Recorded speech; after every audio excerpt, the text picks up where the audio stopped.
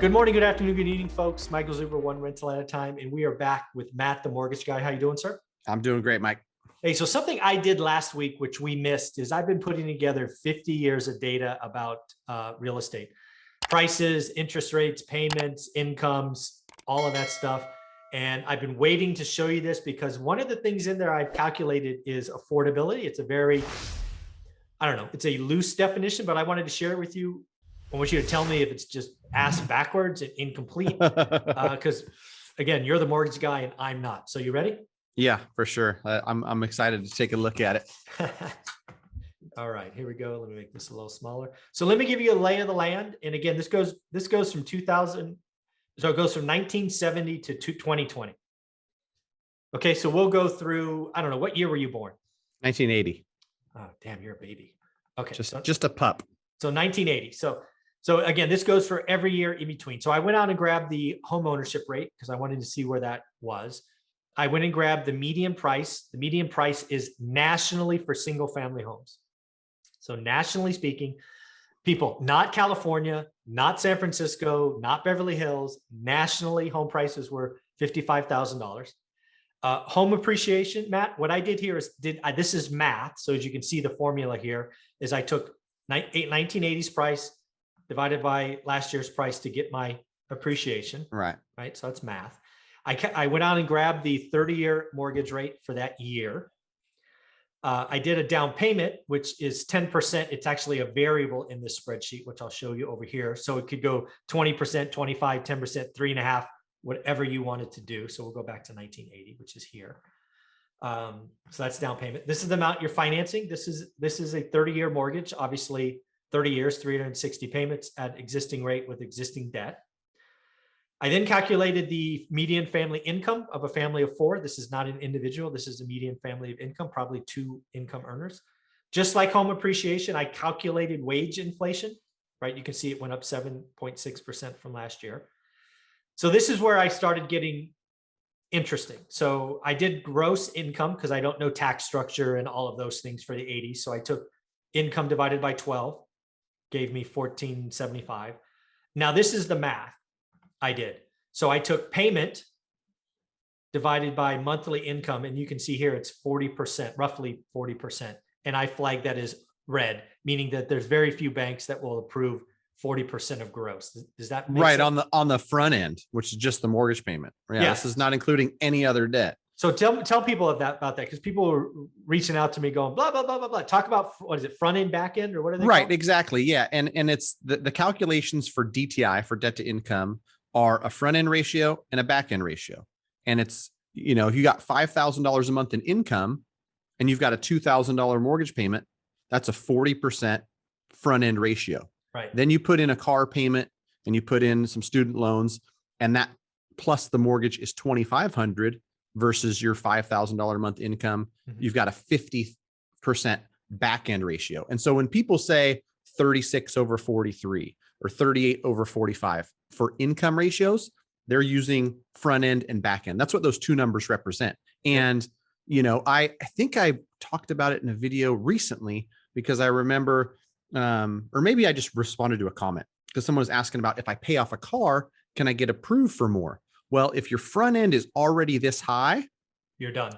That might be the reason why your loan's not approving. So if you're 39.6 over 44 and you pay off the debt so that your front end and your back end are essentially the same, the mortgage is your only debt, mm-hmm. You might not get approved for more because that front end ratio, and especially now, we've talked about it, Fannie Freddie's automated systems are kicking back 40% front end, 39% front end.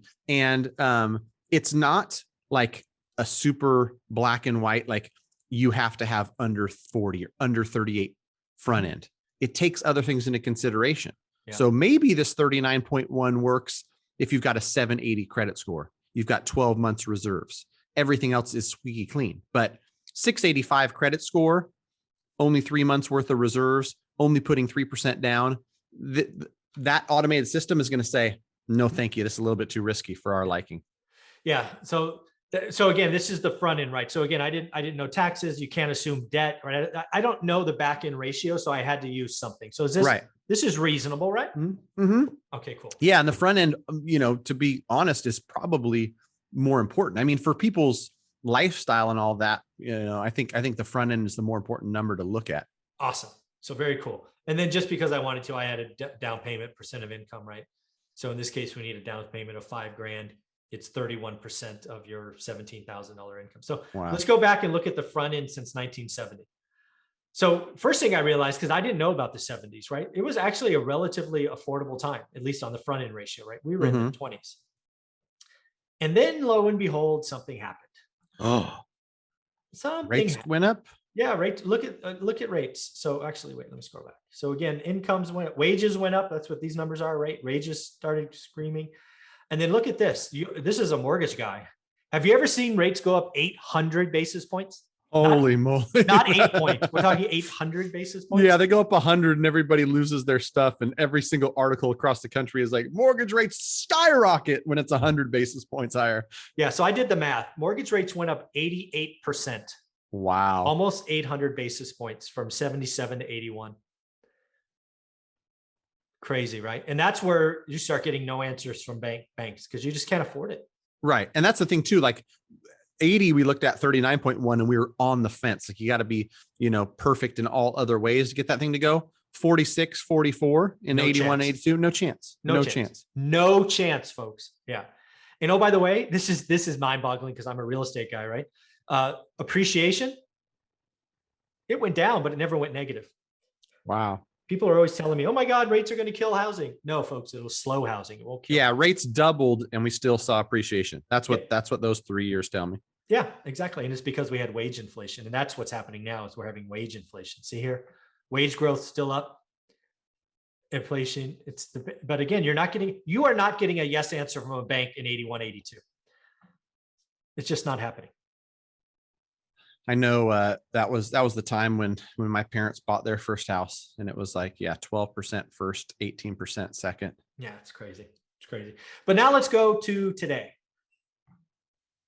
Right. So again, what we've seen, actually, let's go right to today. Because I actually went out and grabbed the July data. So right now, the front end ratio is about 20. Wow. Yeah. So again, it's relatively speaking, affordable. But what I wanted to do with you is I wanted to see where it gets unaffordable. So let's just do some math. What is this? 63 times this. So we're going to find out, all else being equal, where the front end ratio, which is again, we'll highlight it here. Actually, why don't you guess? How high do you think the price has to go before the front end ratio gets to say 35? I was gonna say 35 is a good benchmark because that's probably where you want to be, about a third of your income. Okay. Max. I mean, I try to encourage people to be super safe, but I wonder what would happen if prices increase by 50%. All right. So 1.5. Wow. Affordable. I love that. Wow. Affordable. And oh, by the way, now your median price across the country is almost 550 grand. What happens about with if home prices, more realistically, if they go up 20%, but then rates go to 4%? Let's do it. That's what's all here. This is fun. This is cool stuff, man. You're gonna have to share this with me. I will. Yeah. Still under 30 on the front end. So like affordable. Yeah.